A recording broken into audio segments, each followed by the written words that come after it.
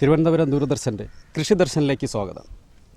കഴിഞ്ഞ പല എപ്പിസോഡുകളിലായി കാർഷിക രംഗത്തുള്ള പല അഭിവൃദ്ധികളെയും പുരോഗതികളെക്കുറിച്ച് നാം മനസ്സിലാക്കുകയുണ്ടായി. ഇന്ന് പുതിയ ഒരു കർഷകനെ പ്രേക്ഷകർക്കായി നാം പരിചയപ്പെടുത്തുകയാണ്. അതായത് അദ്ദേഹം കവിയാണ്, അധ്യാപകനാണ്, അതുകൂടാതെ ഒരു കലാകാരനാണ്. നമുക്ക് പ്രേക്ഷകർക്ക് വേണ്ടി എന്തൊക്കെയാണ് അദ്ദേഹത്തിന് തരാനുള്ള വിലപ്പെട്ട ഉപദേശങ്ങളെന്ന് അദ്ദേഹത്തോട് ആരായാം. എന്താണ് പേര്? എൻ്റെ പേര് അരുൺ, അധ്യാപകനാണ്. പിന്നെ പ്രധാനമായിട്ടും കൃഷിയാണ്.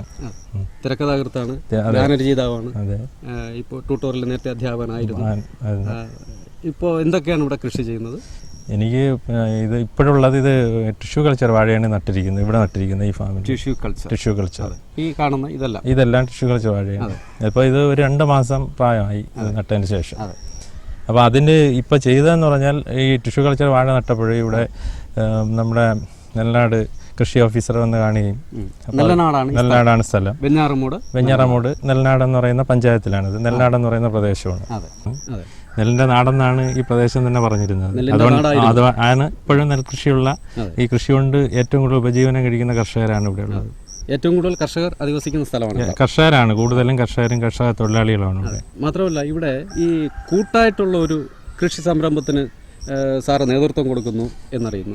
അത് കൂട്ടായിട്ട് നമ്മുടെ ഈ കൃഷി ഭവൻ്റെ നേതൃത്വത്തിൽ, കൃഷി ഓഫീസറുടെ നേതൃത്വത്തിൽ, പിന്നെ ശ്രീകാന്ത് പറഞ്ഞൊരു കൃഷി അസിസ്റ്റൻ്റ് ഉണ്ട്, പുള്ളി, അതുപോലെ അനിൽകുമാർ എന്ന് പറഞ്ഞ ഒരാളുണ്ട്, പിന്നെ ഉണ്ണികൃഷ്ണൻ, ഇങ്ങനെ തുടങ്ങിയ കർഷകരുടെ നേതൃത്വത്തിൽ ഇപ്പോൾ അവർ നല്ല കർഷകരാണ്. അപ്പോൾ ഈ കുട്ടികളെയും കൂടെ ഇതിലേക്ക് കൊണ്ടുവരാൻ സ്വാഭാവികമായിട്ടും ഇവിടെയുള്ള കുട്ടികൾ ഇതിലുണ്ട്.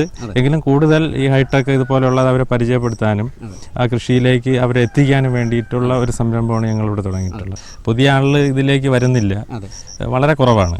അപ്പോൾ അവർക്ക് ഇതൊരു മാന്യമായ തൊഴിലാണെന്നും ഇതിലേക്ക് അവർ പിന്നെ അങ്ങനെ ആകർഷിക്കുന്നതിനും അതുകൊണ്ട് അവർക്ക് ഉപജീവനം കഴിക്കുന്നതിന് ഇപ്പം തന്നെ ഇത് കൂടുതൽ ഇതിൽ വന്നിരിക്കുന്ന +2 പഠിക്കുന്ന കുട്ടികളാണ്. സ്കൂൾ തലത്തിൽ +2 SLC ലെവലിലുള്ള കുട്ടികളാണ്. അപ്പോൾ അവർക്ക് ഈ പഠിത്തം കഴിഞ്ഞ് കിട്ടുന്ന സമയം ഇതിനായിട്ട് ഈ കൃഷിക്കായിട്ട് ഉപയോഗിക്കാം. ഇവിടെ പിന്നെ വെറുതെ കിടക്കുന്ന സ്ഥലങ്ങളുണ്ട്. പിന്നെ അവരെ രക്ഷകർത്താക്കളും പാരമ്പര്യ കർഷകരാണ്, അവരെ സഹായമുണ്ട്. അപ്പോൾ അവർക്കൊരു വരുമാനം കിട്ടുകയും ഇതിലേക്ക് വരിക എന്നുള്ള ലക്ഷ്യത്തോടെയാണ് ഇത്. ഇവിടെ ഈ കൃഷി എത്ര വർഷമായി തുടങ്ങിയിട്ട്? ഇത് ഞങ്ങൾ ഇത് തുടങ്ങിയിട്ട് ഇപ്പോൾ ഇവിടെ റബ്ബറായിരുന്നു, റബ്ബർ കൃഷിയായിരുന്നു. അത് മുറിച്ച് എന്നിട്ടാണ് ഇത് ഇങ്ങനെ ഇപ്പോൾ വാഴ നട്ട്, അതുപോലെ പിന്നെ വെറ്റില കൊടിയുടെ ഇതിപ്പോൾ തുടങ്ങിയിട്ടുണ്ട്. അത് റബ്ബറിൽ നിന്നുള്ള ആദായത്തിൽ നിന്നുള്ള വ്യത്യസ്തത കൊണ്ടാണോ? അല്ല, വ്യത്യസ്തത കൊണ്ടല്ല, വേറെ റബ്ബർ കൃഷിയുണ്ട്. അപ്പോൾ ഇത് നമ്മളിവിടെ താമസിക്കുന്ന സ്ഥലമാണ്. അതിനപ്പോൾ അതിന് ചുറ്റും ഇതെല്ലാം പച്ചക്കറിയെ കൃഷി ചെയ്യണം, അങ്ങനെ ഒരു അന്തരീക്ഷമൊക്കെ വേണമെന്ന് തോന്നി. സ്വന്തമായിട്ട് പച്ചക്കൃഷി ചെയ്ത് തുടങ്ങിയ സംരംഭമാണ്. നേരത്തെ നമ്മളുണ്ട്, ഇതിപ്പോൾ ഒത്തിരി കുറച്ച് വേലിയരിച്ച് ചെയ്തേ ഉള്ളൂ. അപ്പോൾ ഈ കപ്പവാഴ കൃഷി ഇതിലേക്ക് തുടങ്ങിയിട്ട് ഇതിപ്പോൾ നട്ടിട്ട് 2 മാസമേ ഉള്ളൂ. ഈ കപ്പവാഴ നട്ടിട്ട് എത്ര മാസമാണ് ഇതിന്റെ കാലാവധി? ഇത് പിന്നെ 10 മാസം. സാധാരണ ഇത് ടിഷ്യൂ കൾച്ചർ എങ്കിലും ഇത് തുടക്കത്തിൽ വയ്ക്കുമ്പോൾ ഉള്ള ഒരു ഇതേ ഉള്ളൂ. ആ ബാല്യ ദശ അങ്ങോട്ട് കഴിഞ്ഞ് കിട്ടി കഴിഞ്ഞാൽ പിന്നെ മറ്റ് വാഴ പോലെ തന്നെയാണ്. ഇതിപ്പോൾ ഏതാണ്ട് സാധാരണ വാഴയുടെ ലെവലിലെത്തി. ഇത് 1-2 മാസമായേ ഉള്ളൂ ഇപ്പോൾ സാധാരണ വാഴയുടെ ലെവലിലെത്തി. പിന്നെ ഇപ്പോൾ ഇവിടെ ഞാൻ ചെയ്തതെന്ന് പറഞ്ഞാൽ, ഇവിടെ ഈ വാഴ നട്ടതിൻ്റെ ചുവട്ടിൽ തന്നെ ഇട കൃഷിയായിട്ട് കുക്കുംബർ, വെള്ളരി ഇട്ടു. അപ്പോൾ അതിൽ യഥാർത്ഥത്തിൽ വലിയ പ്രതീക്ഷയോടെ അല്ല, അന്ന് ഭയങ്കര വേനൽ സമയമായിരുന്നു. അപ്പോൾ ഇവിടെ മൊത്തം ഇത് ചൂടായിരുന്നു.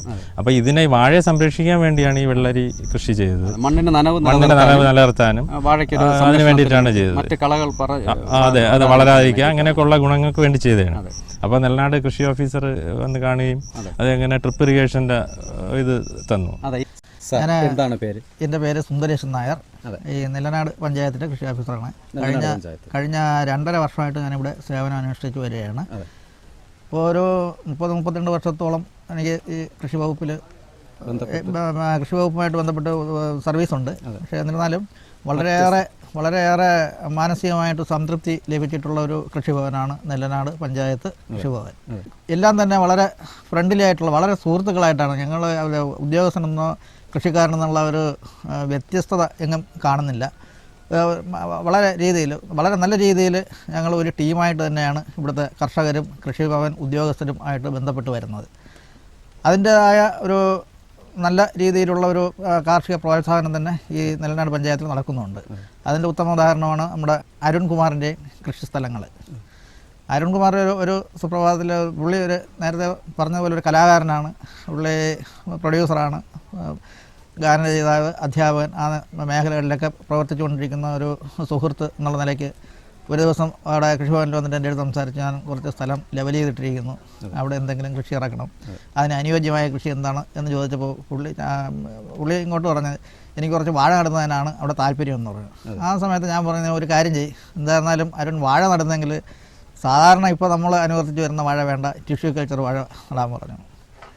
അപ്പോഴത്തന്നെ നമ്മുടെ കഴക്കൂട്ടം ബയോടെക്നോളജി ലാബുമായിട്ട് ഫോണിൽ ബന്ധപ്പെട്ടിട്ട് അവിടുത്തെ ലഭ്യത ഉറപ്പുവരുത്തിക്കൊണ്ട് പുള്ളിക്ക് ആവശ്യമുള്ള വാഴ തൈ, ടിഷ്യൂ കൾച്ചർ വാഴ തൈ ഓഫീസിൽ ഇരുന്നുകൊണ്ട് തന്നെ അപ്പോൾ ഏർപ്പാട് ചെയ്യാൻ എനിക്ക് കഴിഞ്ഞു.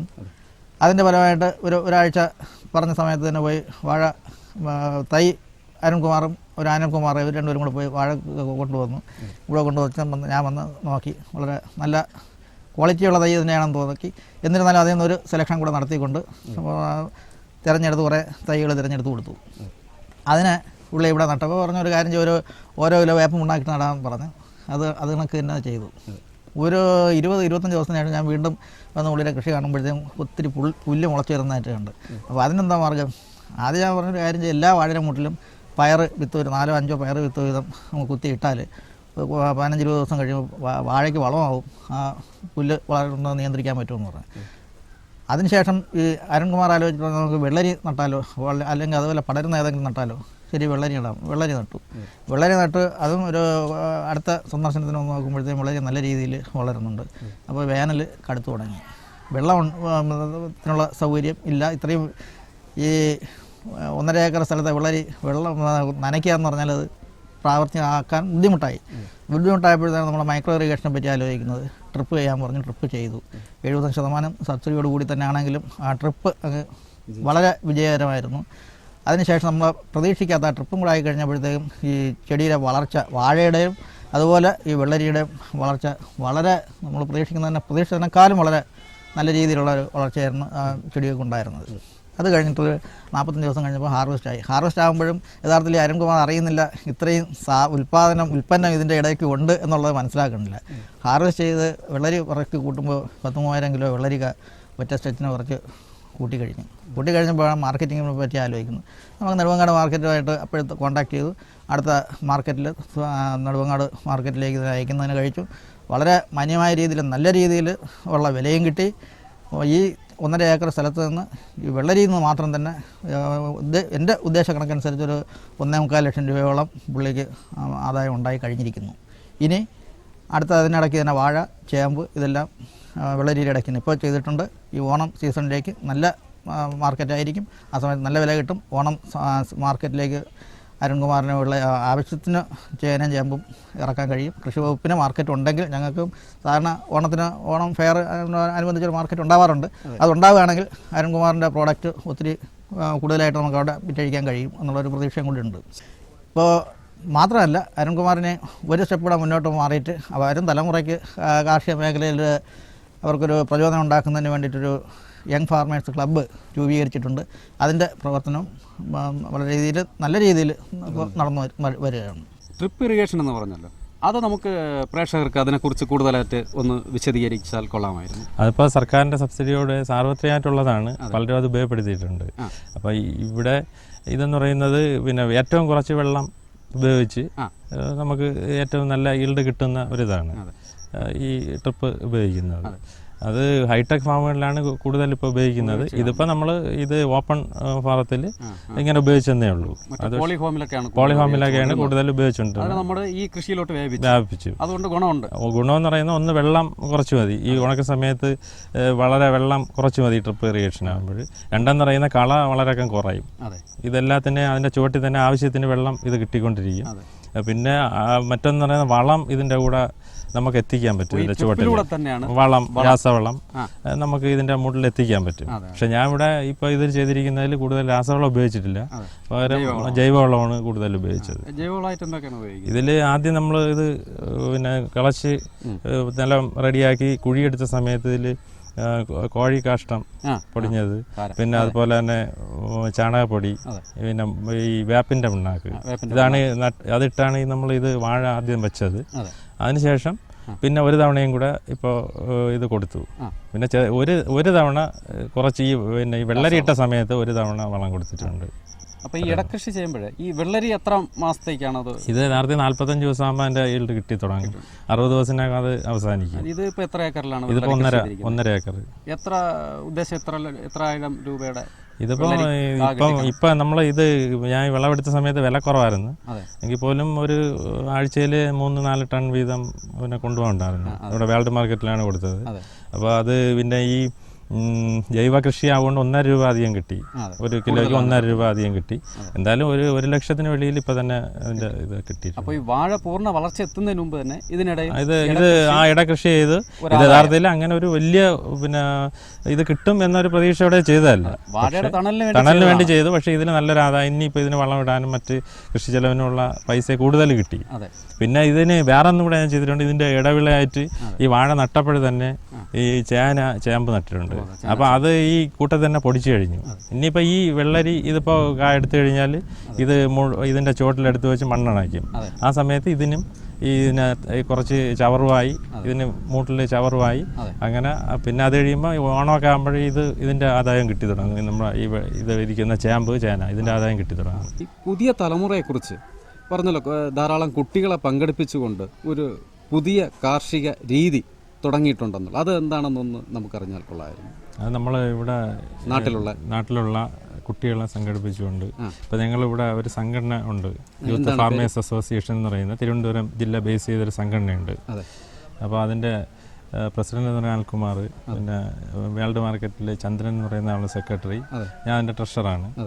അപ്പം ഞങ്ങൾ ഇങ്ങനെ ഒരു പുതിയ പദ്ധതി ഇട്ടെന്ന് പറയുമ്പോൾ ഈ എവിടെ ചെന്നാലും ഇപ്പം നമ്മൾ പൊതുവിൽ ഇപ്പം മാധ്യമരംഗത്തോ അല്ലെങ്കിൽ ഇങ്ങനെയൊക്കെ വരുമ്പോൾ എപ്പോഴും കർഷകനെ പുകഴ്ത്തി പറയുന്നുണ്ടെങ്കിലും പൊതുവിൽ കർഷകരെ ഈ ഉദ്യോഗസ്ഥ ലെവലിൽ നമ്മൾ നോക്കുകയാണെങ്കിൽ ഒരു തരം അവഗണനയാണ്. അവഗണനയെന്ന് പറയുമ്പോൾ അവിടെ ചെല്ലുമ്പോൾ വിദ്യാഭ്യാസം ഇല്ലാത്തവരാണ്, അതുപോലെ അവർ ഈ പിന്നെ അത്ര വിവരമില്ലാത്തവരാണ് എന്നൊരു ധാരണ പൊതുവിൽ കർഷകരുടെ ഇടയിലല്ല, പൊതുവിൽ ഈ ഉദ്യോഗ മേധാവിത്വമുള്ളവരുടെ ഇടയിലുണ്ട്. എല്ലാവരെയും ഞാൻ പറയുന്നില്ല, കർഷകരോടുണ്ട്. അത് ഇതിൽ കൃഷി വകുപ്പിലുള്ള പല ഉദ്യോഗസ്ഥന്മാർക്കും അതുണ്ട്. പക്ഷേ ഇവിടെ നമ്മളിപ്പോൾ ഞങ്ങളെയൊക്കെ സഹകരിക്കുന്ന കൃഷി ഓഫീസറൊന്നും ഒരിക്കലും അങ്ങനെയല്ല, നമ്മളോടൊപ്പം നിൽക്കുന്ന ആളാണ്. പക്ഷെ അല്ലാതെ ഇതിലെങ്ങനെയോ അബദ്ധത്തിൽ വന്ന് പെട്ടുപോയി അതുകൊണ്ട് ഇത് മുന്നോട്ട് കൊണ്ടുപോയി അതിന് അവർക്ക് ശമ്പളം കിട്ടണമെന്നുള്ള രീതിക്ക് ചെയ്യുന്നവരും ധാരാളം ഉണ്ട്. അതുപോലെ ഉദ്യോഗ ലെവലിലുണ്ട്. എവിടെ ചെന്നാലും അങ്ങനെ ഒരു കാഴ്ചപ്പാടുണ്ട്.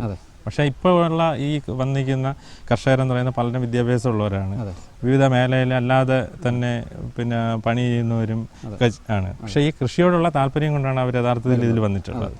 അപ്പോൾ പിന്നെ ഒന്നെന്ന് പറയുന്ന കർഷകർക്ക് ഒരു പിന്നെ ഏകീകൃത ഒരു സംഘടനയില്ല. അതിൽ തന്നെ പലപ്പോഴും പറയാറുണ്ട്, ഒരുപാട് കൃഷി ചെയ്യുന്ന ആൾ പിന്നെ ഒരിക്കലും യഥാർത്ഥ കർഷകന് ഒരിക്കലും ഇതിൻ്റെ പുറകെ നടക്കാൻ സമയമില്ല, ഒന്നിനും സമയമില്ല. അയാൾക്ക് ഈ എപ്പോഴും ഫീൽഡിലായിരിക്കും.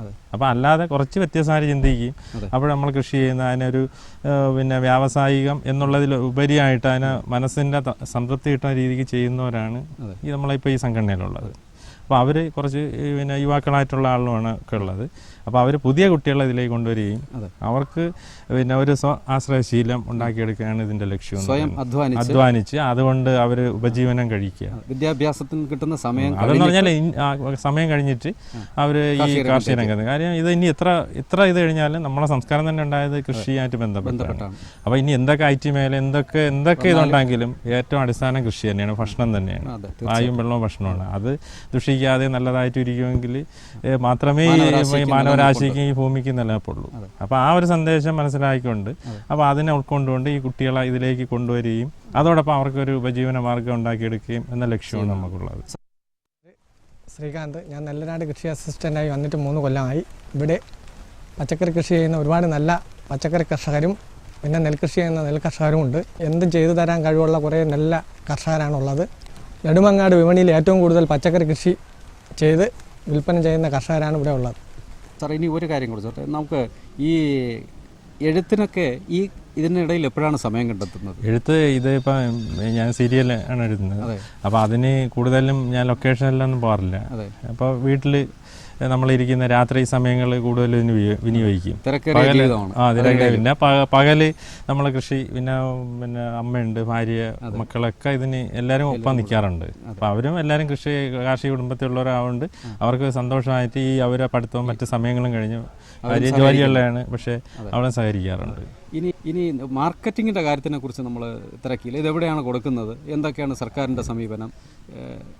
ഇതിലിപ്പോൾ ഏറ്റവും വലിയ പ്രശ്നം എന്ന് പറയുന്നത് നമ്മളിവിടെ എൻഡോസൾഫാൻ അതുപോലെയുള്ള കീടനാശിനികൾ നിരോധിച്ചു. മാരകമായ കീടനാശിനികൾ കേരളത്തിൽ ഉപയോഗിച്ചുവിടാ എന്ന് പറഞ്ഞ് അതിന് ശക്തമായിട്ട് ആരെയും ഇത് ചെയ്യാൻ സമ്മതിക്കുന്നില്ല. അത് നല്ല കാര്യമാണ്. പക്ഷേ തമിഴ്നാട് പോലുള്ള സംസ്ഥാനങ്ങളിൽ നിന്ന് ഇത് ഈ എൻഡോസൾഫാനിൽ കുളുക്കിയുള്ള ഇത് ഇവരെ സർക്കാരിൻ്റെ കൺമുമ്പിലൂടെയാണ് ഇവിടെ കൊണ്ടുവന്ന് വിൽപ്പന നടത്തുന്നത്. പക്ഷെ അത് ഒരിക്കലും ആരും നിയന്ത്രിക്കുക, അതിനെക്കുറിച്ച് ആരും യഥാർത്ഥത്തിൽ അതും നമ്മളെ കേരളീയൻ്റെ ഉള്ളിലാണ് ആ വിഷം എത്തുന്നത്.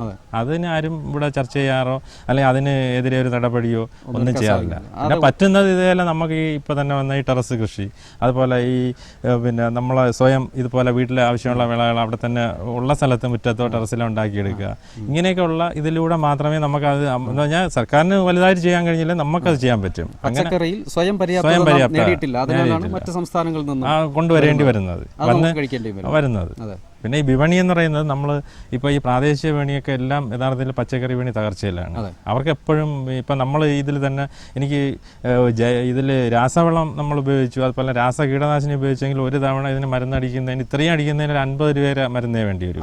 വീര്യം കുറഞ്ഞ് ഇപ്പം അനുവദനീയമായ രീതിക്ക് ഒരു 50 രൂപ മരുന്നടിച്ചാൽ മാത്രമേ മതി. പക്ഷേ ഞാൻ അതല്ലാതെ ഉപയോഗിച്ചപ്പോൾ പുകയില കഷായം അതുപോലെ സോപ്പ് ലായനി ഇങ്ങനെയൊക്കെ ഉപയോഗിച്ചപ്പോൾ എനിക്ക് ആ സാധനത്തിൽ 800 രൂപ 1000 രൂപയോളം അതിന് ഇതിൻ്റെ ഉൽപ്പന്നങ്ങൾ ഇതിന് ഉണ്ടാക്കുന്നതിനുള്ള ഉൽപ്പന്നങ്ങൾ ഒരു തവണ ചിലവായി. പിന്നെ അതിന് ഒരു ദിവസം അധ്വാനം ഉണ്ട്. പിന്നെ ഇത് അടിക്കാൻ നിൽക്കുന്ന പമ്പിനൊന്നും പെട്ടെന്ന് അടിക്കാൻ പറ്റില്ല. അപ്പോൾ അതൊക്കെ എല്ലാം കൂടുതലാണ്. അതുകൊണ്ട് ഇപ്പോൾ ഈ നമ്മൾ പ്രാദേശിക വിപണിയിലൊന്നും കൊടുത്താൽ അത് അംഗീകരിക്കാറില്ല, അവർ ഒരിക്കലും അംഗീകരിക്കാറില്ല. ഇത് പിന്നെ അംഗീകരിച്ച് ഇത് ജൈവമാണെന്ന് പറഞ്ഞ് അതിനൊരു കൂടിയ വിലയും തരാറില്ല. ഇപ്പം പിന്നെ ഇവിടെ ഒരു നെടുമങ്ങാട് വേൾ മാർക്കറ്റ് അവർ ഇതിന് കുറച്ച് ജൈവ കർഷകരെ ഇതെടുത്തിട്ട് മാസം ഇതെല്ലാം അവരെ പച്ചക്കറികൾ പരിശോധിച്ചാൽ ജൈവ കൊണ്ട് തന്നെയാണ് രാസ കീടനാശിനികൾ ഇല്ല എന്ന് ഉറപ്പുവരുത്തി അവരെടുത്ത് അത് ഹോർട്ടികോപ്പിന് കൊടുക്കുന്നുണ്ട്. പക്ഷേ അങ്ങനെ കൊടുക്കുന്നത് കൊണ്ട് പിന്നെ ഇതിന് കുറച്ച് വില കിട്ടി. എങ്കിലും ഒരു ബൾക്കായിട്ട് എനിക്കിപ്പോൾ തന്നെ പിന്നെ 3000-4000 കിലോ കിട്ടിയ ആഴ്ചകളുണ്ട്. അപ്പോഴത് വിപണിയിൽ എടുക്കാൻ അവർക്ക് തന്നെ എടുക്കാൻ ഇത് താല്പര്യമില്ലാത്തത് ഞങ്ങൾ അന്ന് ഒരു ദിവസം ഈ ഹോർട്ടികോപ്പിൻ്റെ തിരുവനന്തപുരത്ത് ചെന്നപ്പോൾ അവർ ഈ തമിഴ്നാട്ടിൽ നിന്നുള്ള വെള്ളരിക്ക ഇറക്കിയാണ്. ഇവിടുന്ന് ഞങ്ങളുടെ 1000 കിലോ ഉണ്ടല്ല നമ്മൾ. അപ്പം നമ്മളവിടെ ചെന്നപ്പോൾ അവിടെ നിന്ന് ഹോർട്ടികോപ്പിൻ്റെ ഉണ്ടെന്ന് ഇറങ്ങണം. പിന്നെ ഇത് അവർക്ക് വേണ്ട. പിന്നെ ഞങ്ങളുടെ അടുത്ത് പറഞ്ഞു ഇവിടെ പൂജപ്പുര കൊണ്ടിയെല്ലാം പറഞ്ഞു. അവിടെ ചെന്ന് ഗേറ്റ് അടച്ചിരിക്കുന്നു, തുറന്ന് രാത്രി എത്രയെങ്കിലും സമയമായി അവിടെ അവർക്ക് വലിയ ബുദ്ധിമുട്ടെടുക്കാനായിട്ട്. അപ്പോൾ അവർക്ക് ഈ വെളിയിൽ നിന്ന് എടുക്കുമ്പോൾ അവർക്ക് കമ്മീഷൻ കിട്ടും.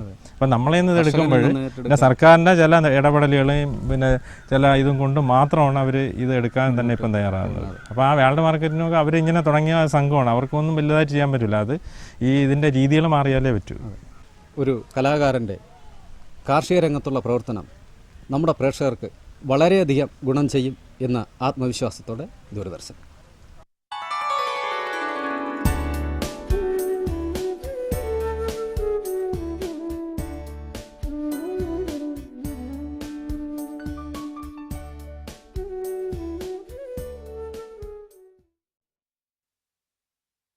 ഇതാ വേറെന്തെങ്കിലും മതി. ഇതെന്താ ചേട്ടാ, ഇത്ര കുറച്ച് രാസവളം മതിയോ? കൃഷിപ്പണി വിടുവാണോ? കൃഷിപ്പണിയല്ല, വിവരക്കേട് വിടുകയാണ്. മണ്ണ് പരിശോധിപ്പിച്ചു. ഇനി മുതലാളി എത്ര വളം വേണോ അത്രയും മാത്രമേ വയലിലിടൂ. കർഷക സോദരരെ, ഇന്ന് തന്നെ ജില്ലയിൽ അടുത്തുള്ള ഭൂമി പരീക്ഷണ ലബോറട്ടറിയിൽ തീർച്ചയായും മണ്ണ് പരിശോധിപ്പിക്കുക. മണ്ണിൽ പോഷക തത്വങ്ങളും ഈർപ്പവും ചെടിയുടെ വളർച്ചയും കണക്കിലെടുത്ത് ആവശ്യത്തിന് മാത്രം പോഷക തത്വം ചേർക്കുക. പിന്നെ മണ്ണിൽ സൾഫർ, സിങ്ക്, ബോറോൺ പോലുള്ള സൂക്ഷ്മ പോഷകങ്ങൾ ഉണ്ടോ എന്ന് നോക്കാനും മറക്കരുത്. രാസവളത്തിന്റെയും ജൈവവളത്തിന്റെയും ശരിയായ ഉപയോഗം വഴി ഭൂമിയുടെ വളക്കൂറ് നിലനിർത്തൂ, ഉൽപാദനം വർദ്ധിപ്പിക്കൂ, ചെലവ് കുറയ്ക്കൂ, വിലപ്പെട്ട വിദേശ നാണ്യം ലാഭിക്കാനും സഹായിക്കൂ. മന്ദഗതിയിൽ നൈട്രജൻ പുറത്തുവിടുന്ന രാസവളങ്ങൾക്ക് വേപ്പിൻ പിണ്ണാക്ക് കലർന്ന യൂറിയ പോലുള്ളവയ്ക്ക് മുൻഗണന നൽകൂ. പിന്നെ ഇലകളിൽ യൂറിയ തളിക്കുക. അല്ല, ചേട്ടൻ ശരിക്കും ബുദ്ധിശാലി ആയല്ലോ. കൂടുതൽ വിവരങ്ങൾക്ക് ബന്ധപ്പെടുക ജില്ലാ കൃഷി ഓഫീസർ അല്ലെങ്കിൽ കിസാൻ കോൾ സെന്റർ. അമ്മേ, ചോറ് വിളമ്പമ്മേ. ഒന്ന് ക്ഷമിക്കും മോളെ, ഇതുവരെയും പരിപ്പ് വെന്തിട്ടില്ല. വിഷമിക്കാതിരിക്കും പൊന്നുന്റെ അമ്മേ, ഇത്തവണ നമ്മുടെ പരിപ്പ് ശരിക്കും വെന്തോളും. എന്ന് വെച്ചാലോ?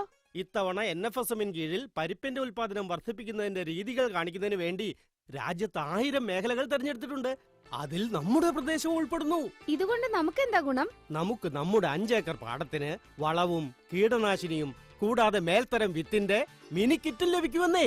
പക്ഷേ ഇത്രയും പരിപ്പ് കൊണ്ട് നമ്മൾ എന്ത് ചെയ്യാനാ? എന്റെ ഭാര്യയെ, ഇപ്പോ സർക്കാർ പയർവർഗ്ഗങ്ങളുടെ താങ്ങുവിലയും നന്നായി വർദ്ധിപ്പിച്ചിട്ടുണ്ട്. കൂടാതെ ഇത് വാങ്ങുവാൻ വേണ്ട എല്ലാ ഏർപ്പാടുകളും ചെയ്തിരിക്കുന്നു. ഇതുമൂലം നമ്മുടെ വരുമാനം വർദ്ധിക്കില്ലേ? പിന്നെ നമ്മുടെ മോള് നല്ല സ്കൂളിൽ പോയി ഒരു വലിയ കൃഷിശാസ്ത്രജ്ഞയാകില്ലേ?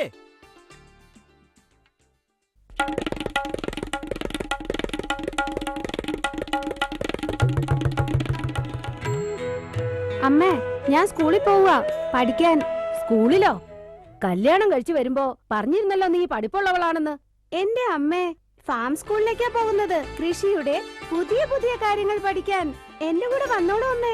ഫാം സ്കൂൾ ഇവിടെ പാടത്ത് വിളകൾ വർദ്ധിപ്പിക്കാനുള്ള എല്ലാ കാര്യങ്ങളും കർഷകർക്ക് പഠിപ്പിച്ചു കൊടുക്കുന്നു. അതായത് മണ്ണിന്റെ അടിസ്ഥാനത്തിൽ ശരിയായ വളം, മേൽത്തരം വിത്ത്, പിന്നെ ആവശ്യാനുസരണം കീടനാശിനി. അതായത് കുറഞ്ഞ ചിലവിൽ അധിക ലാഭം.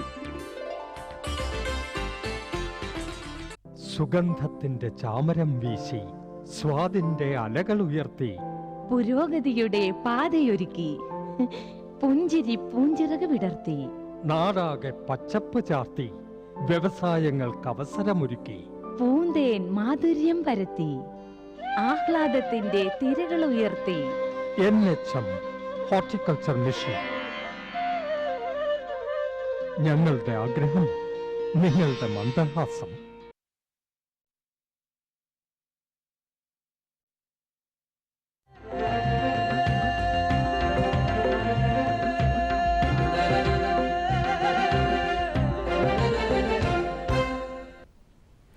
നമസ്കാരം. ദൂരദർശൻ കാർഷിക വാർത്തകളിലേക്ക് സ്വാഗതം. പ്രധാന വാർത്തകൾ.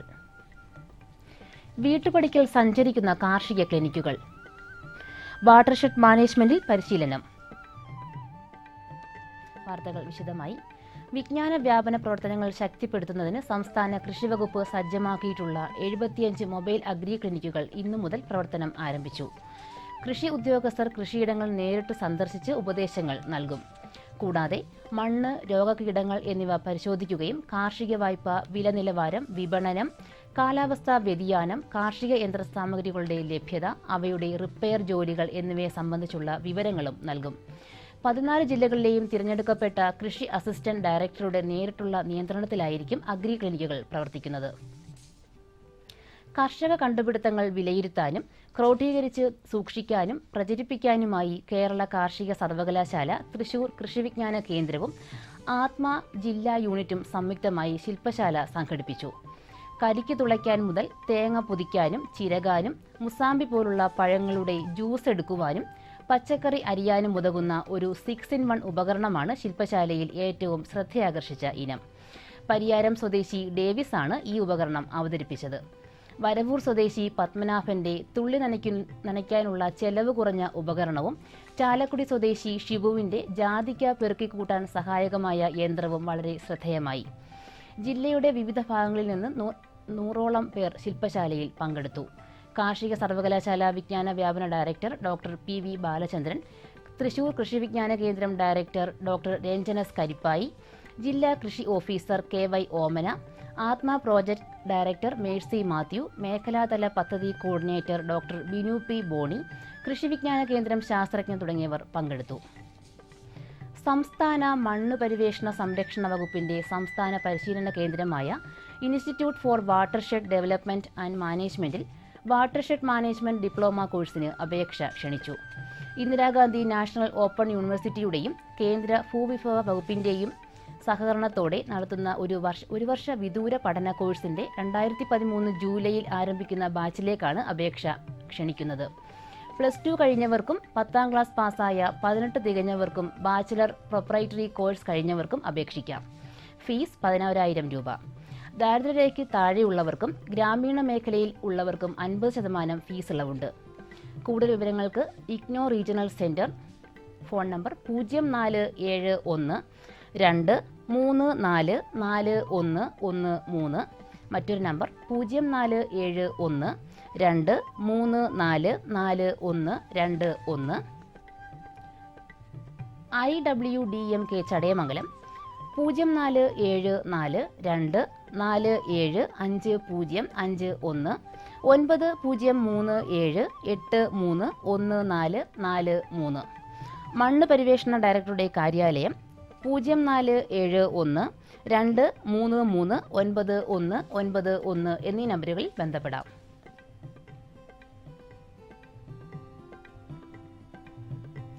തിരുവനന്തപുരം ജില്ലയിലെ പുല്ലമ്പാറ ഗ്രാമപഞ്ചായത്തിലെ വിശേഷാൽ ഗ്രാമസഭ ഈ മാസം 28-ാം തീയതി മുതൽ ആരംഭിച്ചു. ഇതനുസരിച്ച് 30-ാം തീയതി പന്തപ്ലാവിക്കോണം, വെള്ളുമണ്ണടി, മുത്തിപ്പാറ, പുല്ലമ്പാറ, ചുള്ളാളം, മുക്കുടിൽ, തേമ്പാമൂട് വാർഡുകളിലും 31-ാം തീയതി പേരമല, കൂൻവേങ്ങ, പാണയം, മാങ്കുഴി, ആട്ടുകാൽ, നാഗരുകുഴി, കുറ്റിമൂട് വാർഡുകളിലെയും ഗ്രാമസഭകൾ ചേരുമെന്ന് പുല്ലമ്പാറ ഗ്രാമപഞ്ചായത്ത് സെക്രട്ടറി അറിയിച്ചു. കുട്ടനാട്ടിലെ നെൽകർഷകർക്കായി മങ്കൊമ്പ് നെല്ല് ഗവേഷണ കേന്ദ്രം നൽകുന്ന നിർദ്ദേശങ്ങൾ. രണ്ടാം കൃഷി ഇറക്കുന്ന പാടങ്ങളിൽ വിതയ്ക്കുന്നതിന് മുമ്പ് മണ്ണിൽ ഉപ്പുരസമുണ്ടോ എന്ന് പരിശോധിക്കണം. ഉപ്പുരസം കൂടുതലുള്ള പാടങ്ങളിൽ വെള്ളം കയറ്റി ഇറക്കിയ ശേഷം മാത്രം വിതയ്ക്കുക. വരികണ്ടങ്ങളിൽ കളനാശിനി അടിച്ച് 10 ദിവസത്തിനു ശേഷം മാത്രം വെള്ളം കയറ്റുക. കണ്ടം പൂട്ടുന്ന സമയത്ത് ഏക്കറിന് 80 കിലോഗ്രാം ഡോളമൈറ്റ് അല്ലെങ്കിൽ ഏക്കറിന് 150 കിലോ കുമ്മായം എന്ന തോതിൽ ചേർത്ത് കൂട്ടുക. കളയ്ക്ക് കിളിർപ്പിച്ച നിലങ്ങൾ വിതയ്ക്ക് മുമ്പായി പൂട്ടരുത്. ഇനി കമ്പോള നിലവാരം. റബ്ബർ RSS 4 ക്വിൻ്റലിന് 16,950 രൂപ, റബ്ബർ RSS 5 16,550 രൂപ, വെളിച്ചെണ്ണ 6,150 രൂപ, കുരുമുളക് ക്വിൻ്റലിന് 33,700 രൂപ, നാളികേരം തൊണ്ടോട് കൂടിയത് 1000-ന് 6,000 രൂപ, നാളികേരം തൊണ്ടില്ലാതെ 1000-ന് 8,000 രൂപ. കമ്പോള അവലോകനം. കുരുമുളക് വിപണി കൊച്ചിയിൽ ഗാർബിൾഡ് കുരുമുളക് ക്വിൻ്റലിന് 35,200 രൂപ, അൺഗാർബിൾഡ് കുരുമുളക് 33,700 രൂപ. കുരുമുളക് വിപണി കൽപ്പറ്റയിൽ ചേട്ടൻ കുരുമുളക് ക്വിൻ്റലിന് 32,500 രൂപ, വയനാടൻ കുരുമുളക് 32,000 രൂപ. കൊപ്ര വിപണി കോഴിക്കോട് ക്വിൻ്റലിന് 4,350 രൂപ, തളിപ്പറമ്പ് 4,000 രൂപ, കാസർഗോഡ് 3,800 രൂപ. വെളിച്ചെണ്ണ വിപണി കണ്ണൂർ ക്വിൻ്റലിന് 6,540 രൂപ, കോട്ടയം 6,650 രൂപ, ആലപ്പുഴ 6,150 രൂപ. കാലാവസ്ഥ. കണ്ണൂർ കൂടിയ താപനില 31.5 ഡിഗ്രി സെൽഷ്യസ്, കുറഞ്ഞ താപനില 24.7 degree Celsius. Kozhikode 33.2, 26.1. Kochi 29.23. Alappuzha 29.9, 24.8. Punalur 33, 23.6. Thiruvananthapuram 31.7, 24.1 degree Celsius. കാർഷിക വാർത്തകൾ സമാപിച്ചു. നമസ്കാരം.